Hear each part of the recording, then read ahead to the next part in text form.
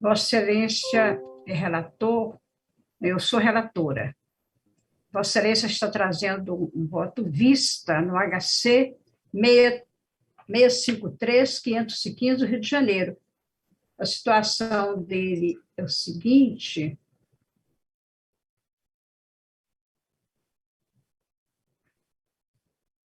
na verdade,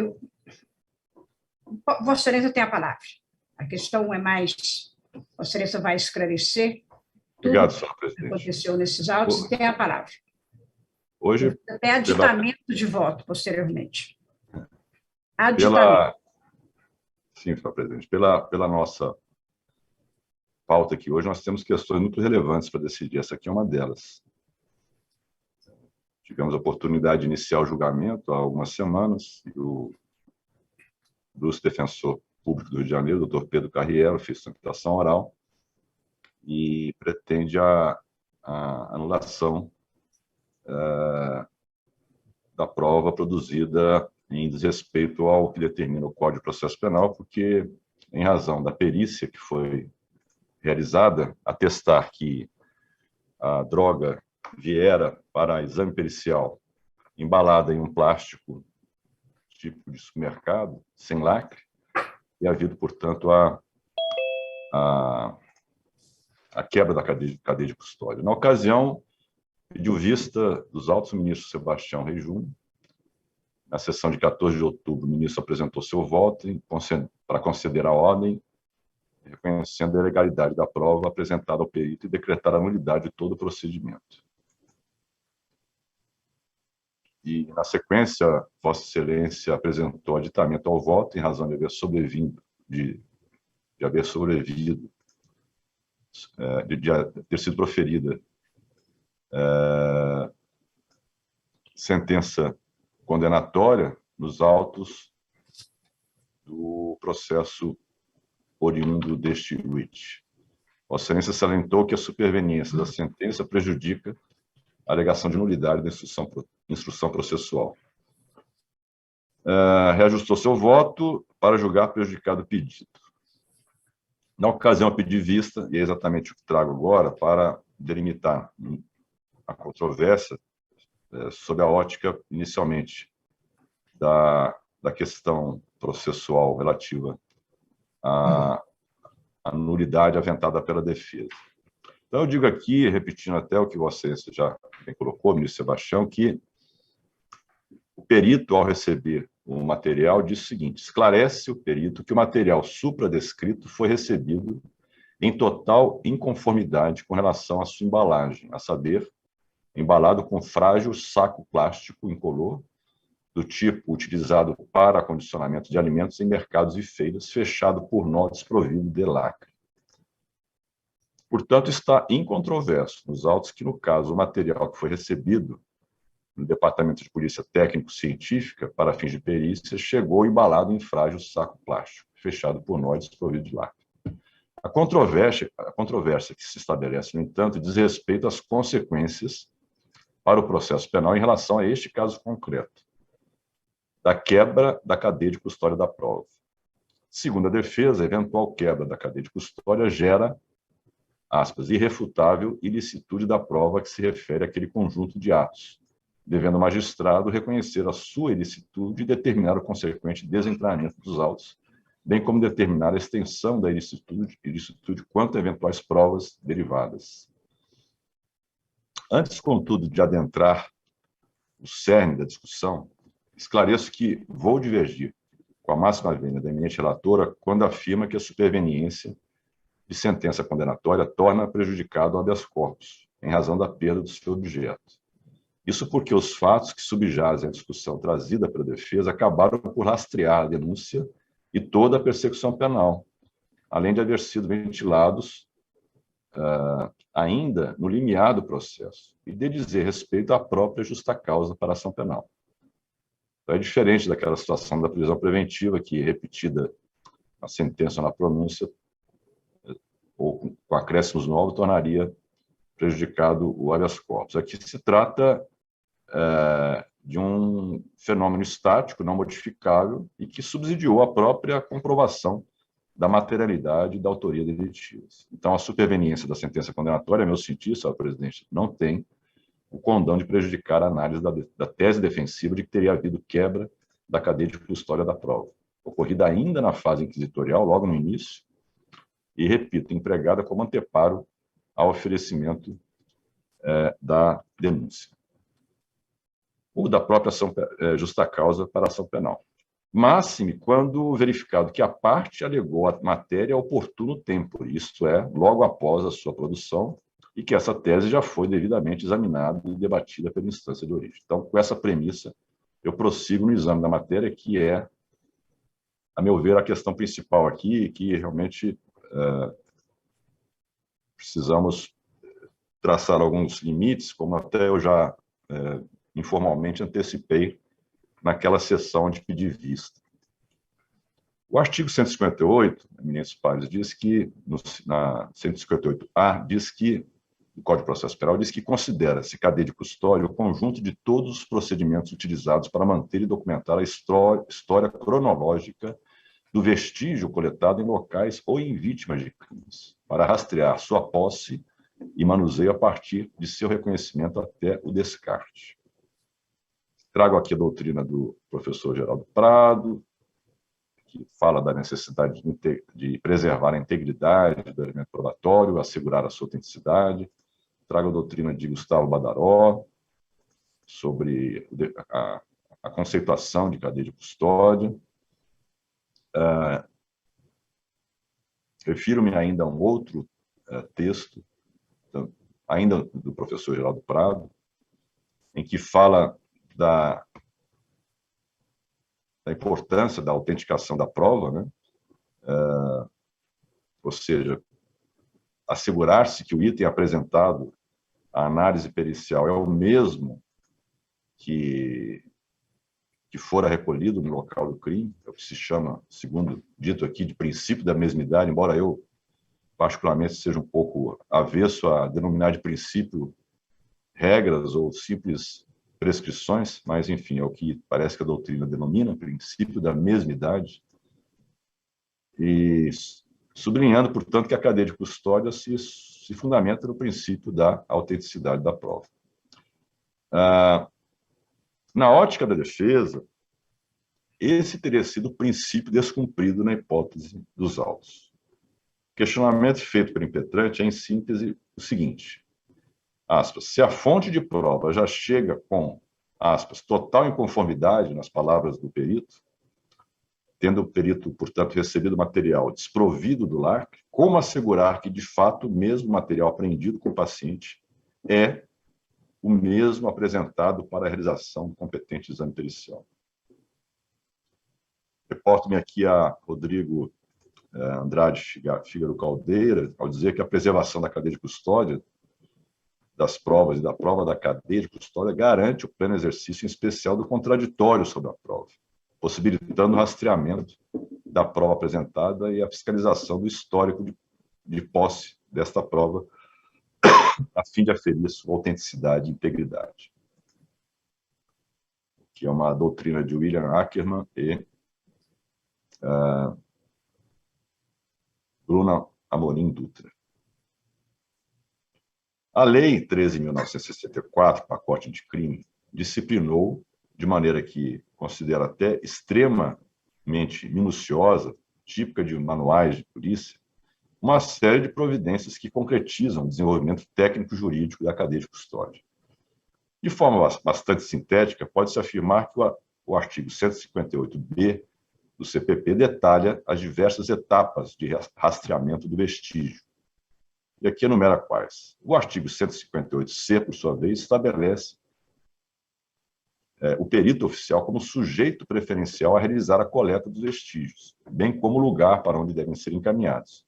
Seria uma central de custódia. E o 158D disciplina como os vestígios devem ser acondicionados, com a previsão de que todos os recipientes devem ser selados com lacre, com numeração individualizada, de forma a garantir a inviolabilidade e a idoneidade do vestígio. E essa, acho que é a questão principal aqui.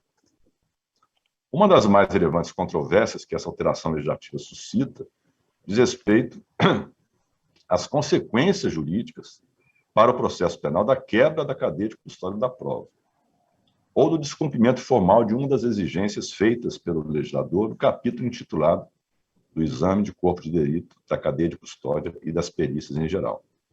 Então, a pergunta que, creio, devamos responder é: essa quebra da cadeia acarreta a inadmissibilidade da prova e deve ela e as dela decorrentes ser excluída do processo? Seria caso de nulidade da prova? Em caso afirmativo, deve a defesa comprovar efetivo prejuízo para que a nulidade seja reconhecida, à luz da máxima Pas de nullité sans griffe? Ou deve o juiz aferir se a prova é confiável, de acordo com todos os elementos existentes nos autos, a fim de identificar se eles são capazes de demonstrar a sua autenticidade e a sua integridade? Se é certo, por um lado, que o legislador trouxe dos artigos 158-A e 158-F do CPP determinações extremamente detalhadas de como se deve preservar a cadeia de custódia, também é certo, por outro lado, que se quedou inerte em relação aos critérios objetivos para definir quando ocorre a quebra da cadeia e quais as consequências jurídicas para o processo penal dessa quebra ou do descumprimento de um desses dispositivos legais. Aqui eu faço alusão a um HC julgado aqui na sexta turma, em 2014, da relatoria da ministra Suzete Magalhães, nos autos de uma operação chamada Negócio da China, em que se autorizou a quebra do sigilo telefônico e telemático. No entanto, apesar de haver sido franqueado o acesso aos autos, parte das provas obtidas a partir da interceptação foi extraviada ainda na polícia, e o conteúdo dos áudios telefônicos não foi disponibilizado de forma como captado, havendo, portanto, descontinuidade nas conversas e na sua ordem de comissão de alguns áudios.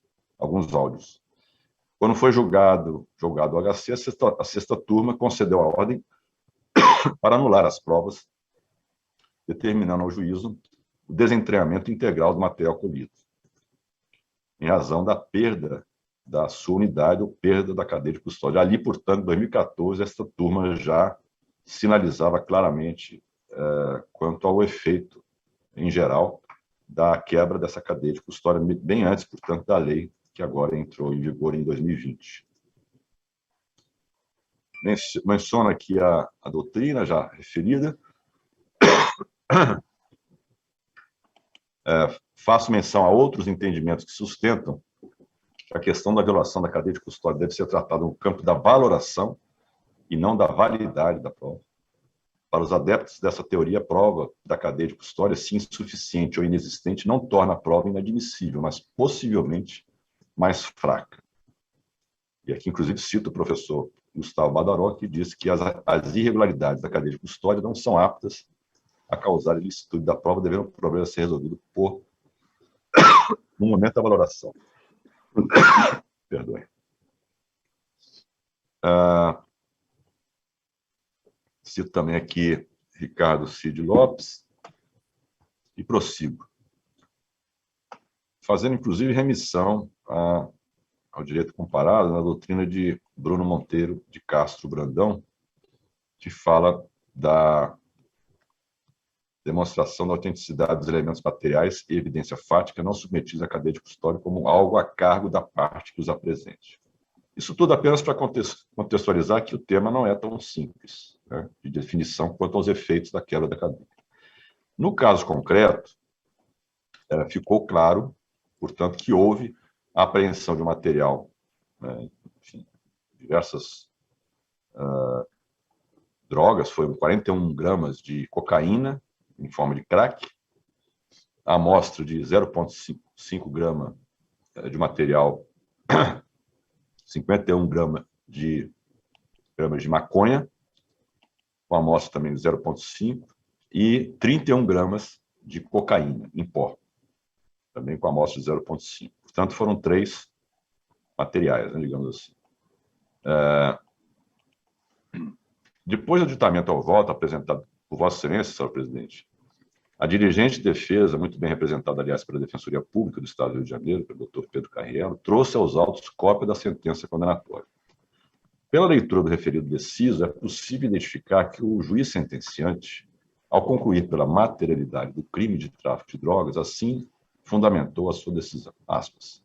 As provas trazidas aos autos são bem seguras, de modo a não suscitarem qualquer incerteza. O auto de apreensão de folhas tais e o exame de laudo de entorpecente revelam a natureza entorpecente das substâncias recolhidas e examinadas nos termos da legislação complementar em vigor, concluindo os senhores peritos tratar-se de cannabis sativa, cloridrato de cocaína e cocaína compactada, ou seja, maconha, cocaína em pó e cocaína em forma de pedra, que é o crack.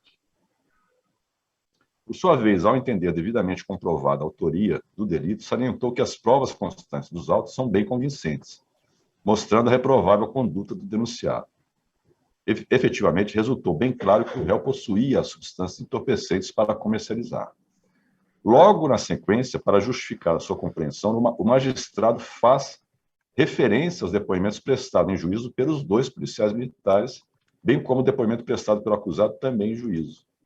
Pelos depoimentos dos policiais, é possível depreender que no dia dos fatos houve essa operação no local, que foi encontrado um rádio comunicador na cintura do réu, estava ligado e conectado, e que viram quando o acusado se desfez das sacolas e correu.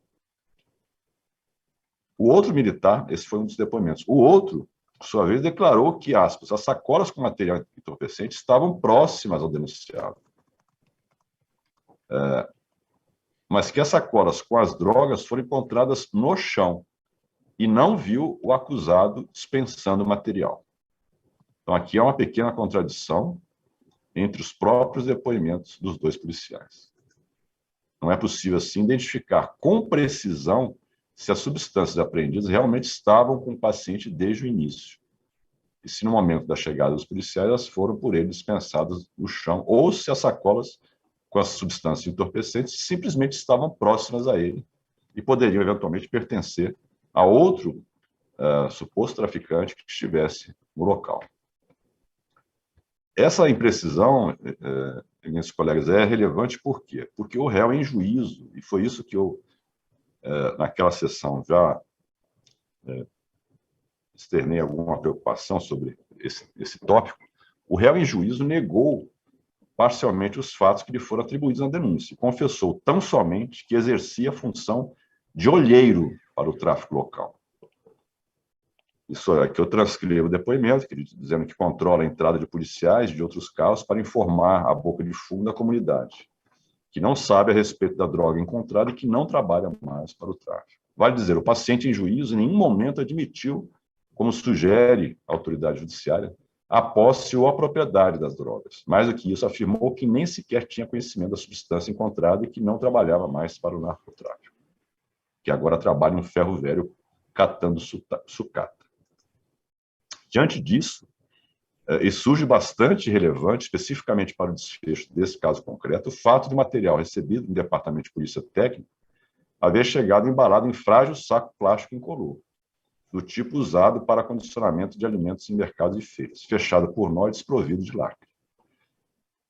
Com a mais respeitosa vênia àqueles que defendem a tese de que a violação da cadeia de custódia implica de plano e por si, tucur, a inadmissibilidade ou a nulidade da prova, de modo a atrair as regras de exclusão da prova ilícita, parece-me mais adequada aquela posição que sustenta que as irregularidades constantes da cadeia de custódia devem ser sopesadas pelo magistrado com todos os elementos produzidos na instrução, a fim de aferir se a prova é confiável. Assim, a míngua de outras provas capazes de dar sustentação à acusação, deve a pretensão ser julgada improcedente por insuficiência probatória e o réu ser absolvido.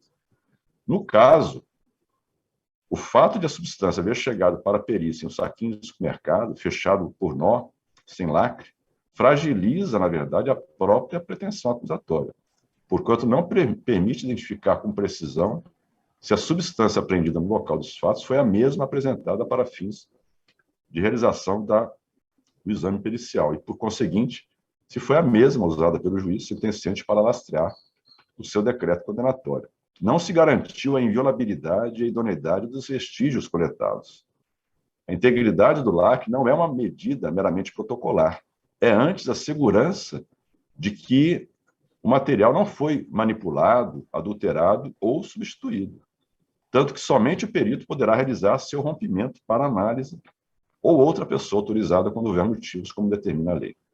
não se foi criterioso, na hipótese dos autos, com a implementação das medidas de apropriação dos elementos probatórios e em sua preservação.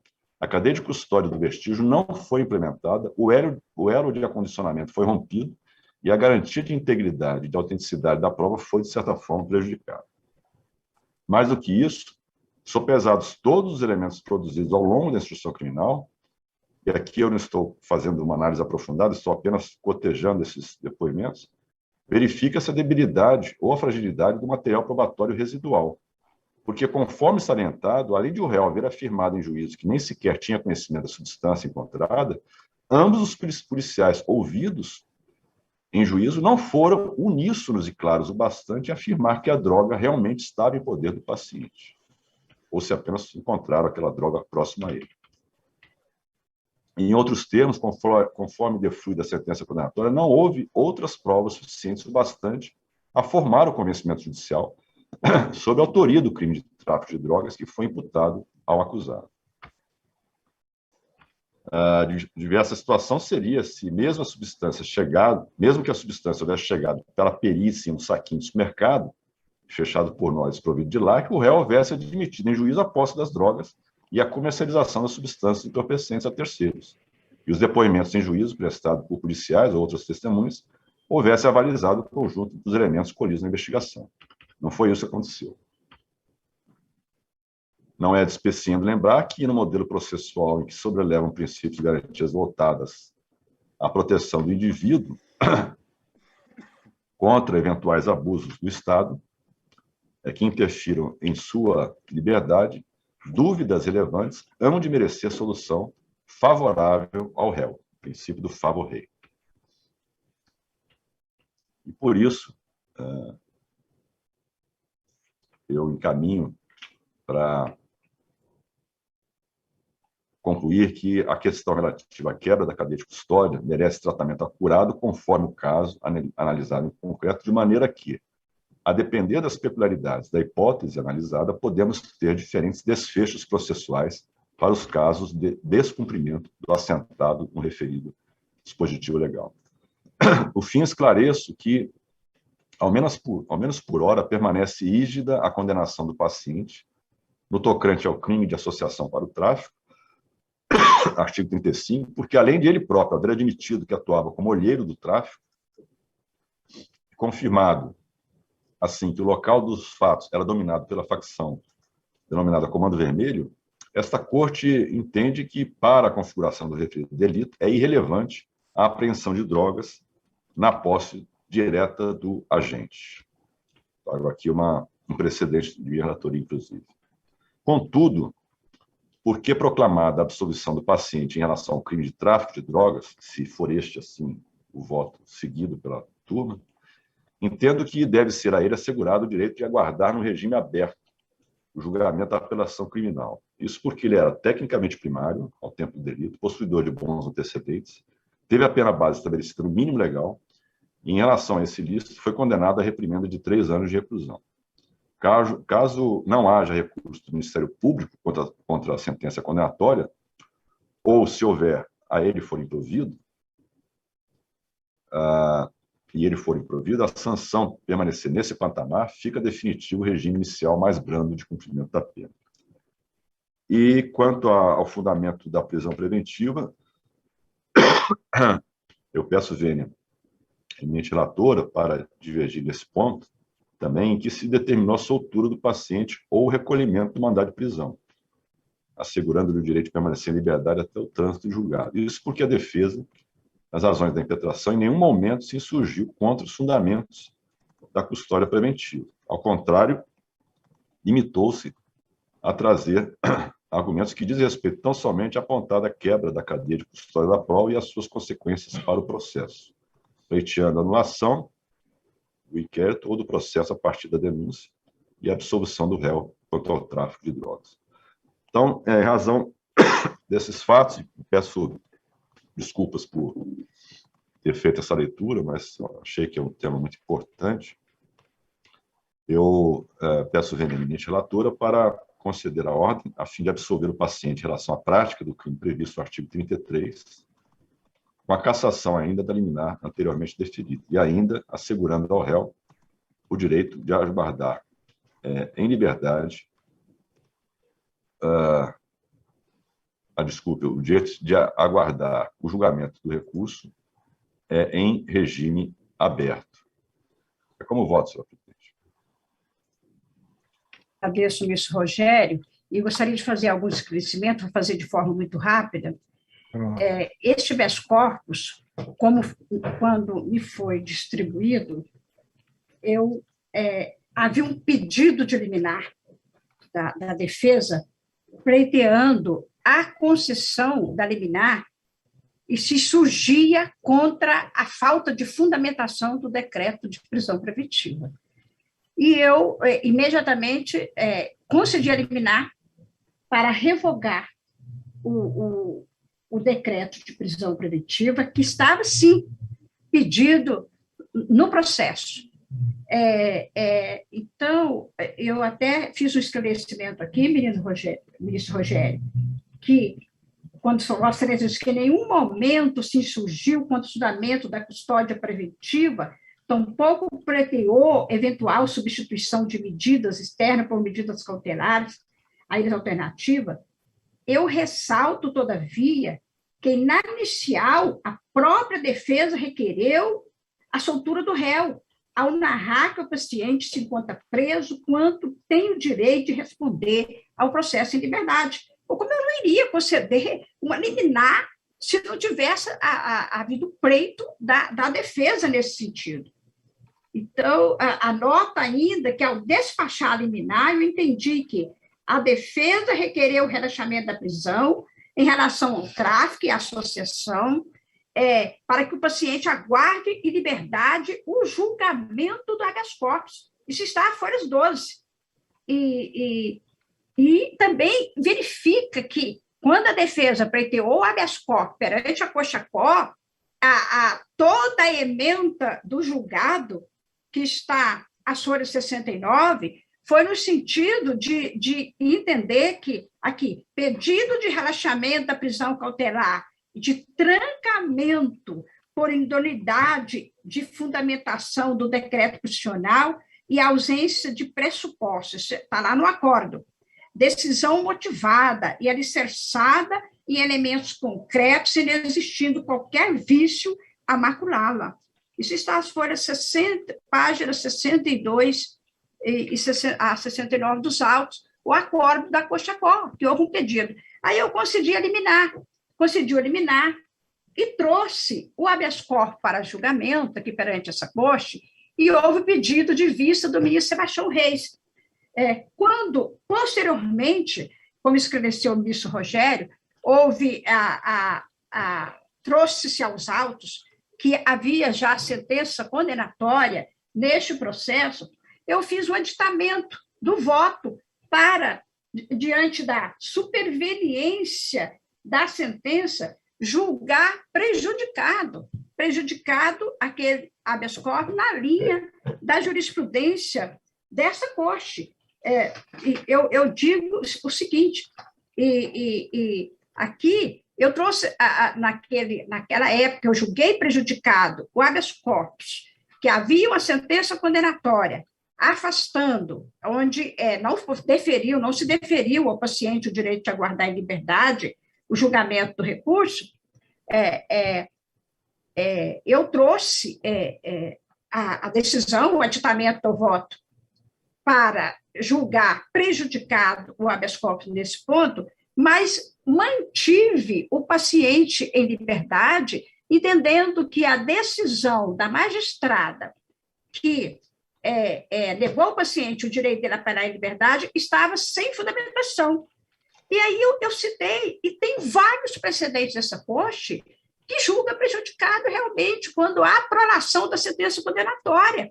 Eu trago aqui um precedente atual do próprio ministro Rogério, que diz assim: a superveniente prolação da sentença em que é realizada nova análise do tema suscitado na impetração acarreta a prejudicialidade do rito, porque os fundamentos exarados no novo deciso proferida pelo juiz singular devem ser primeiramente apreciados pelo tribunal de origem, sob pena de supressão de instância. Então, precedente. Trago também um outro precedente bem atual da minha reitoria, o agravo regimental no RHC 99823 do Rio de Janeiro, que está publicado no DJ de 20 de maio de 2019. E tem N precedentes que eu também cito no meu aditamento ao voto, pedindo a prejudicialidade do recurso para até a apreciação da Cochacó, porque eu entendo que haveria ali uma supressão de instância. Mas eu repito que, ao fazer esse aditamento do voto, eu concedi até de ofício o habeas corpus para que o paciente permanecesse em liberdade até o julgamento do recurso interposto. Essa consideração que eu faço. Então, eminentes pares, não vou adiantar mais com relação a essa questão. Eu fiz até um acréscimo aqui,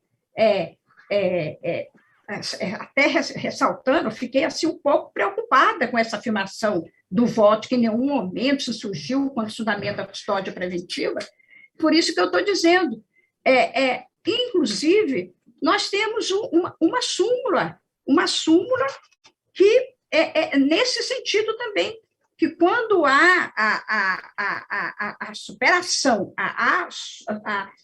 a sentença condenatória, a nossa súmula 648 do STJ, ele essa decisão da gente prosseguir no julgamento do recurso, eu acho que ele vem de afronta à súmula 648, que diz o seguinte: a superveniência de sentença condenatória prejudica. Aqui ele quer o trancamento da ação penal por falta, realmente, aqui a súmula diz que por falta de justa causa. Aí está dizendo também, né, por falta de provas aí que foram afastadas pela sentença condenatória.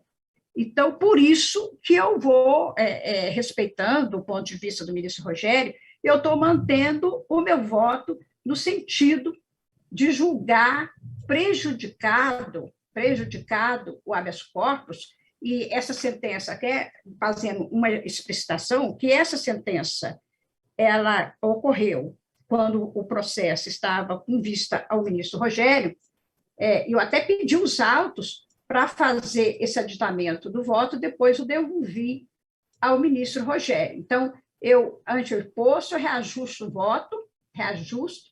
o voto que proferi em 22 de junho de 2021 para julgar prejudicado o pedido. Contudo, concedo ao habeas corpus ex officio para determinar a incontinência à altura do paciente, se por A não estiver preso, ou o recolhimento do mandado de prisão cuja expedição foi estabelecida na sentença proferida no processo tributal, assegurar ao condenado que permaneça em liberdade até eventual trânsito julgado, salvo haja o descumprimento de medidas cautelares diversas, se ela entendesse, de aplicar aqui no caso.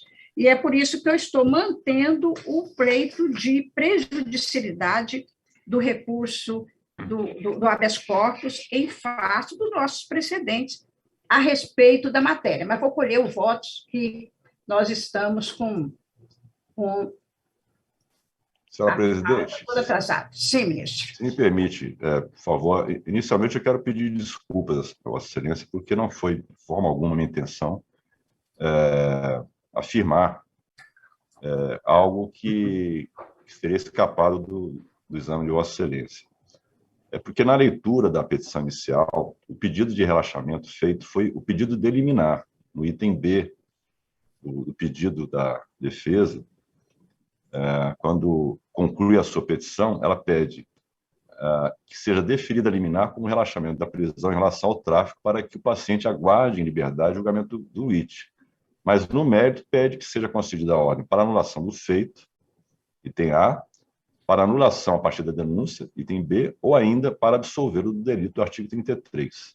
Então, esta leitura que eu fiz me levou a entender que, no mérito, a defesa não havia pedido o relaxamento da prisão, apenas como uma providência liminar, como Vossa Excelência deferiu, né, até o julgamento do IT. Por isso é que eu afirmei que, no mérito final, não havia especificamente um pedido de relaxamento quanto ao mérito, e sim de anulação do processo, e é claro que a anulação do processo ou absolvição do réu iria implicar a automática ou consequente soltura, mas não foi este, repito, o pedido. Então, por isso que eu peço Não, eu entendi inicialmente desculpa a você. completamente, mas que pediu sim, porque este foi o primeiro fundamento do habeas corpus impetrado também perante a Corte O fundamento é a questão da prova, né?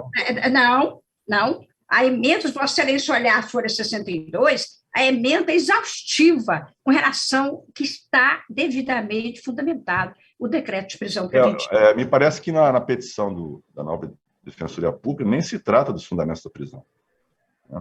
Mas o que eu queria também complementar é que, em relação à questão da prejudicialidade, o que nós temos decidido é em relação à prisão preventiva, quando há acréscimo de fundamentos da decisão. Mas aqui se trata de uma nulidade básica, né? O que se alega aqui é a própria justa causa para a ação penal, a própria afirmação da autoria e materialidade do crime. Então, por isso é que eu insisto que não vejo prejudicialidade, porque nós estamos tratando de algo que não importa decisões futuras ao longo do processo. Nós temos que examinar se lá atrás, antes mesmo da ação penal, essa prova é válida ou não. Então, foi essa a razão que me levou a divergir de Vossa Excelência, pedindo mais uma vez perdão se me expressei de maneira equivocada. Muito obrigado.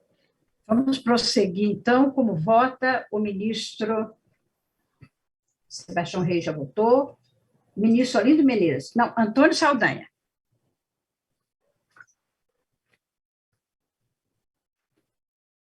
Pois não, presidente. Presidente, eu vejo com dificuldade a manutenção da prisão do paciente, ainda que em regime aberto. Me parece que é caso exatamente de soltura. Isso, Saldanha, desculpe, eu vou concordar com Vossa Excelência. Eu reanalisando aqui o final, está contraditório, porque se nós estamos fixando regime aberto, pelo menos até o julgamento do recurso, não tem sentido manter o paciente preso, tendo sido anulado uma das imputações. Então, eu retifico meu voto, aderindo já de antemão ao que Vossa Excelência está dizendo e concederei a ordem para mantê-lo solto até o julgamento do recurso. Então, eu acompanho. O restante eu acompanho, Vossa Excelência. Ministra Presidente, ministra relatora, eu posso só, matéria de fato, bem objetivo, bem duas observações, tão somente poderia, para ajudar a turma. Sim, doutor Pedro. Matéria prática, sempre tem a palavra. Sim, não, mas de forma objetiva. Primeira matéria importante, um lembrete.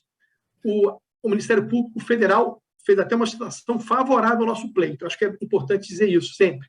2, depois do voto de Vossa Excelência e do ministro Sebastião, ministro Schietti, nós fizemos um pedido à ministra Laurita, dizendo, olha, houve uma sentença, só fato, houve uma sentença e a juíza determinou a prisão, contrariando a liminar da ministra.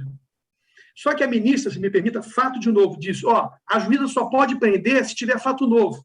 E nós evidenciamos nessa petição de outubro, não teve fato novo. E a ministra reitera o ofício dizendo para a manutenção da liberdade. Então, seria um contrassenso. Você, um réu que ficou solto em março, teve a soltura, depois, veja, obteve a soltura, seja por a razão da ausência do 312, seja pela razão da prova, Vossas Excelências podem conceder de ofício essa situação, mas nós reiteramos isso, dizendo, o 312 não está presente. Tanto que eu fiz uma petição em outubro e a ministra reiterou. Desculpa, era só para aclarar isso, que é muito importante para a gente. Obrigado, ministro Schietti. Ministra Laurita. Ministro da votação. Ministro Antônio Saldanha já votou, com voto, ministro... Senhora Presidente, só gostaria de alertar que há uma divergência. Nós temos até agora 3 votos de Vossa Excelência, ou seja, no sentido de julgar prejudicado, mas conceder a ordem para a soltura, do ministro Schietti, que concede, na verdade, a ordem em parte, reconhece a nulidade da prova apenas quanto ao crime de tráfico, mas mantém a condenação por associação, e o meu voto que estaria um voto é simplesmente absolvendo o paciente. Na verdade, ou seja, tendo em vista as ponderações feitas pelo ministro Schietti, eu vou aderir ao voto do ministro Schietti. Ou seja, realmente a prova ela é nula naquilo que ela tem uma consequência direta para a condenação. Ou seja, no caso do tráfico, ou seja, houve um reflexo direto, ou seja, ele não poderia ser condenado por tráfico a partir do momento que ele negou o tempo todo o fato de possuir aquela prova, que é objeto de toda essa discussão. Seria a única prova contra o paciente no caso do crime do tráfico, o que não ocorre no crime de associação. Então, eu estaria aderindo ao voto do ministro Schietti na íntegra, ou seja, concedendo a ordem no que se refere ao crime de tráfico, mas mantendo a condenação no que se refere ao crime de associação criminosa, associação para o tráfico. É o que eu voto.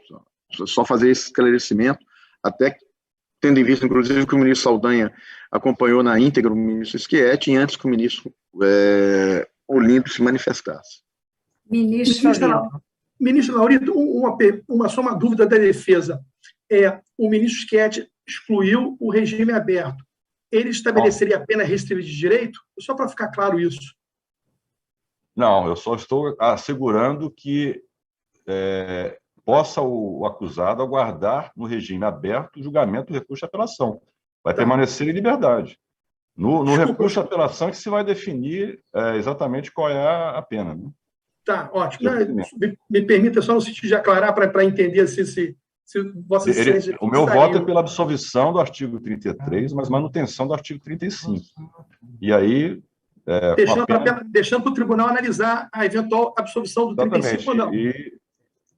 Exatamente.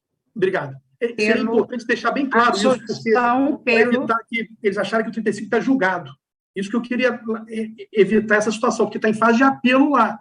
Só para vocês entenderem, me permita. Eu estou dizendo que, por hora, permanece rígida a condenação no crime de associação para o tráfico, porque ele admitiu que fazia, enfim, um papel de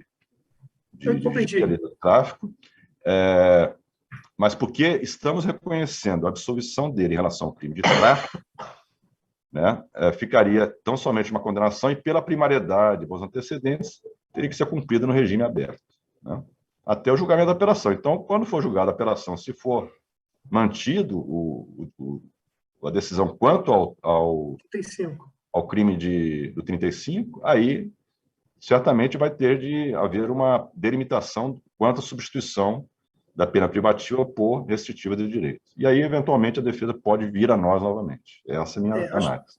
Acho que vai surgir isso. Ministro Olindo Menezes. Eminente presidente, deixa eu compreender aqui. Vossa Excelência é a relatora, não é? Sou a relatora. Exatamente.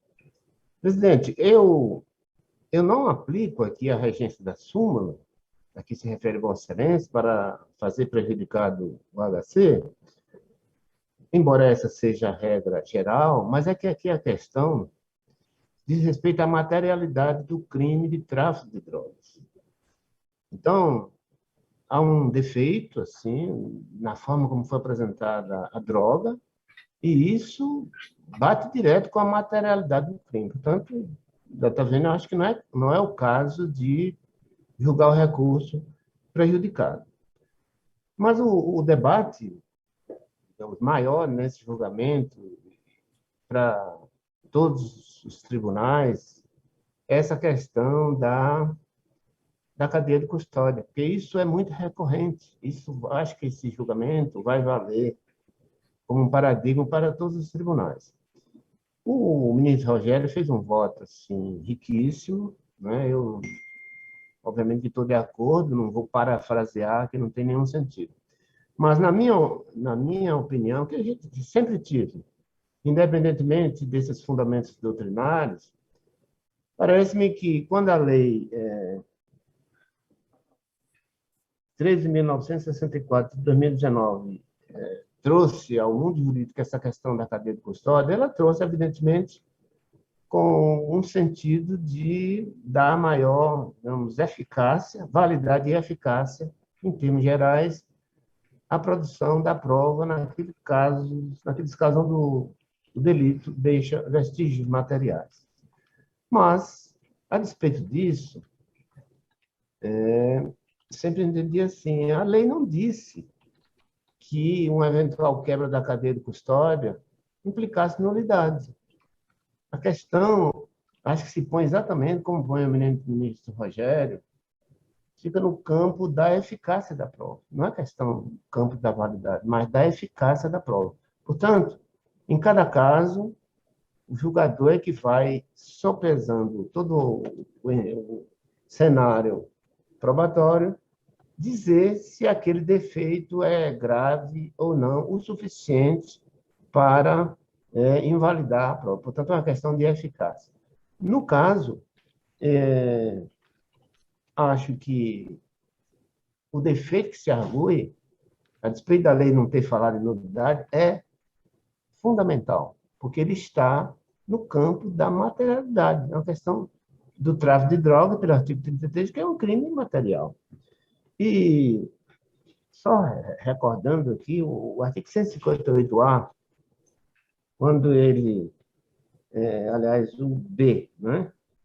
Quando ele diz que a cadeia do custódia compreende o rastreamento do vestígio nas seguintes etapas, quando chega no inciso 5º, fala do acondicionamento, que é o procedimento por meio do qual cada vestígio coletado é embalado de forma individualizada, de acordo com as suas características físicas, químicas e biológicas, para posterior análise com anotação da data, hora e nome de quem realizou a coleta e o acondicionamento.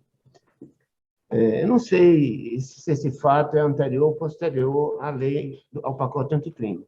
Mas, de toda forma, presidente, parece-me claro, a cocaína chegou de uma forma assim bizarra de acondicionamento num saco comum de embalagem com um nó, sequer com lacre. O próprio perito achou isso estranhíssimo e pôs a claro.